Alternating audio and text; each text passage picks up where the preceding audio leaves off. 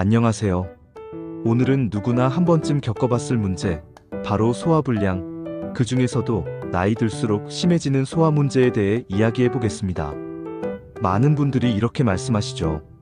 예전엔 삼겹살 한 판도 끄떡없었는데 요즘은 밥 한 공기만 먹어도 더부룩하고 소화가 안 돼요.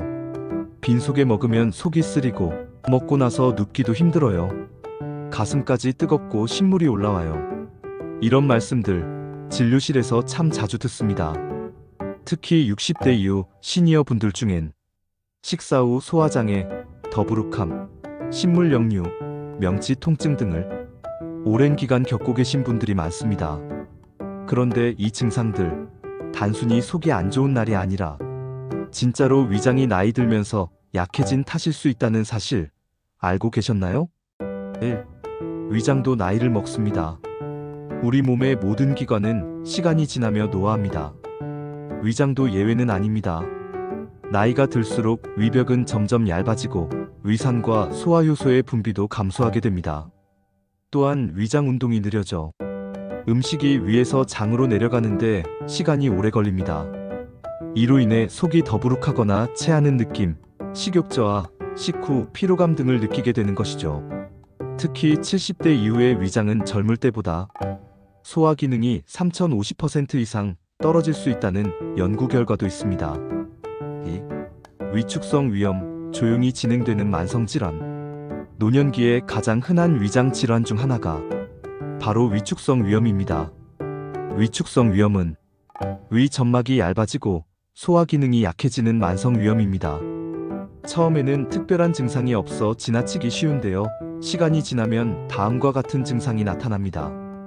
공복 시 명치 부근이 쓰리고 아픈 느낌, 음식물 섭취 후 더부룩하거나 체한 느낌, 쉽게 속이 비고 허기진 느낌, 위산이 부족해 발생하는 트림이나 소화불량. 위축성 위염은 주로 헬리코박터균 감염, 지속적인 위산 자극, 노화 등에 의해 발생하며 조기 위암으로 진행될 가능성도 있기 때문에 정기적인 내시경 검사가 꼭 필요합니다. 3. 역류성 식도염, 속이 쓰리다 못해 신물이 올라온다면 또 다른 대표적인 위장 질환이 바로 역류성 식도염입니다. 이 질환은 위산이나 음식물이 식도로 역류하면서 식도 점막에 염증을 일으키는 상태입니다. 다음과 같은 증상이 있다면 의심해 볼 수 있습니다. 식사 후 가슴이 타는 듯한 통증, 신물이 올라오거나 입안이 쓰고 신 느낌, 기침을 하지 않았는데도 마른 기침이 지속됨, 목이 자주 쉬거나 삼키기 불편한 느낌. 나이가 들수록 위와 식도 사이의 괄약근이 느슨해지고 위장 운동이 둔해지기 때문에 역류성 식도염의 위험도 함께 증가합니다. 4. 잘 먹는데 살은 빠지는 이유는? 혹시 이런 경우도 있으신가요? 밥은 예전처럼 먹는데 체중이 자꾸 빠져요. 먹고 나면 늘 더부룩해서 식욕이 없고 그러다 보니 말라가요. 이런 현상도 위장 기능의 노화와 관련이 있습니다. 위장이 늙으면 소화와 흡수가 비효율적으로 되기 때문에 충분히 먹어도 영양소를 흡수하지 못하고 빠져나가게 됩니다. 특히 단백질, 칼슘, 비타민 B군은 노년기에 부족해지기 쉬운 영양소이기 때문에 소화가 잘 되는 식재료와 적절한 조리법이 중요합니다. 5. 소화기능자가 체크리스트. 아래 항목 중 3가지 이상 해당된다면 소화기 내과 전문의의 진료가 필요합니다. 식사 후 더부룩한 느낌이 자주 듭니다. 소화가 느리게 되는 것 같고 자주 체합니다. 공복 시 속이 쓰리고 아픕니다. 명치 부위가 눌리는 듯한 통증이 자주 있습니다. 가슴이 타는 느낌, 신물 역류가 자주 발생합니다. 음식을 삼킬 때 불편함이나 통증이 있습니다.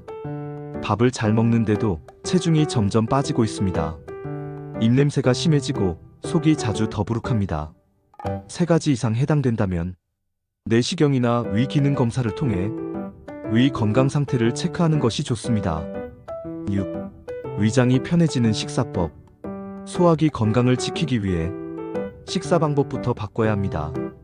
다음은 노년기에 특히 중요한 식사법입니다. 식사량은 조금씩 자주, 한 끼에 많은 양을 먹기보다는 하루 3끼에서 5끼로 나누어 소량씩 드시는 것이 좋습니다.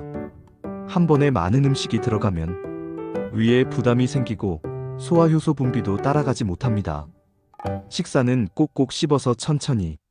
노화로 인해 침 분비량도 줄고 치아 상태가 좋지 않은 경우가 많습니다. 그래서 꼭꼭 씹어 넘기는 것만으로도 소화에 드는 위장 부담을 절반 이상 줄일 수 있습니다. 식사 후에는 바로 눕지 않기. 식사 직후 바로 눕게 되면 위산이 식도로 역류할 가능성이 높아집니다. 식후 최소 1시간 이상은 가볍게 앉아 있거나 천천히 산책하시는 것이 좋습니다. 7. 위에 좋은 음식 vs 피해야 할 음식. 위장에 좋은 음식. 중미음, 연두부, 계란찜.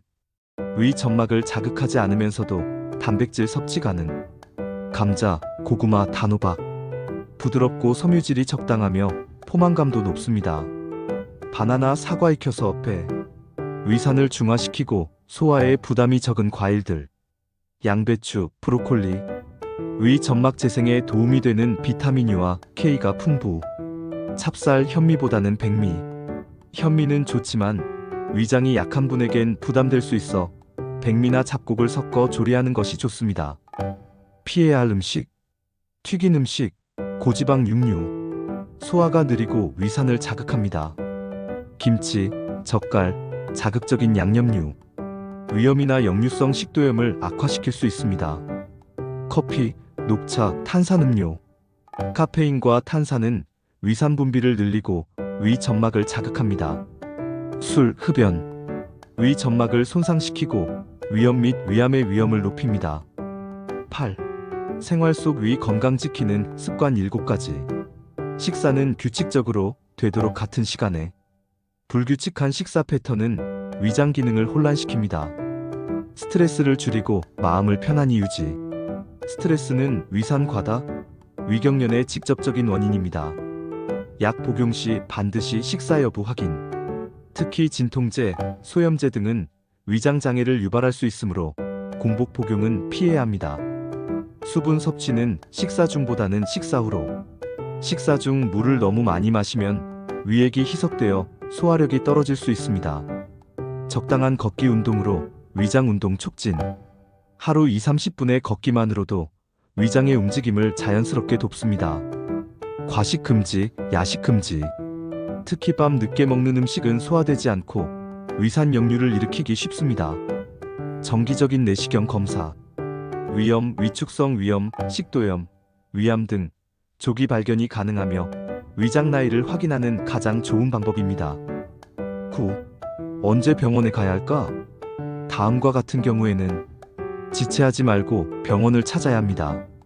소화불량이 2주 이상 지속될 때, 체중이 갑자기 빠지는 경우, 음식 삼킬 때 통증이나 이물감이 느껴질 때, 속쓰림이 너무 심하거나 가슴 통증까지 동반될 때, 빈혈 증상이 함께 나타나는 경우, 식사와 무관하게 구토, 혈변, 흑색변이 있을 경우. 이런 증상들은 위염이나 위암, 십이지장 궤양 등의 신호일 수 있습니다. 특히 60세 이상이면서 소화장애가 자주 반복된다면 단순한 위장 노화가 아닌 구체적인 진단과 치료가 필요합니다. 10. 희망적인 메시지. 위장이 약해지고 소화가 잘 안 되는 건 나이 때문이기도 하지만 그렇다고 포기해야 하는 건 아닙니다. 위는 회복력이 있는 장기입니다. 적절한 식사법, 생활습관, 그리고 정기적인 검진만 잘 지켜도 이전보다 훨씬 편안한 위장을 되찾을 수 있습니다. 요즘 밥맛이 없어요. 먹으면 더부룩해서 자꾸 소식하게 돼요. 신물이 올라와서 밤잠을 설쳐요. 이런 말들 더 이상 그냥 넘기지 마세요. 몸이 보내는 신호를 잘 듣고 지금이라도 나의 위장을 위해 작은 변화 하나씩 실천해 보시길 바랍니다. 나이 들수록 더 맛있게, 더 건강하게 식사를 즐길 수 있도록 저도 끝까지 함께 응원하겠습니다. 감사합니다.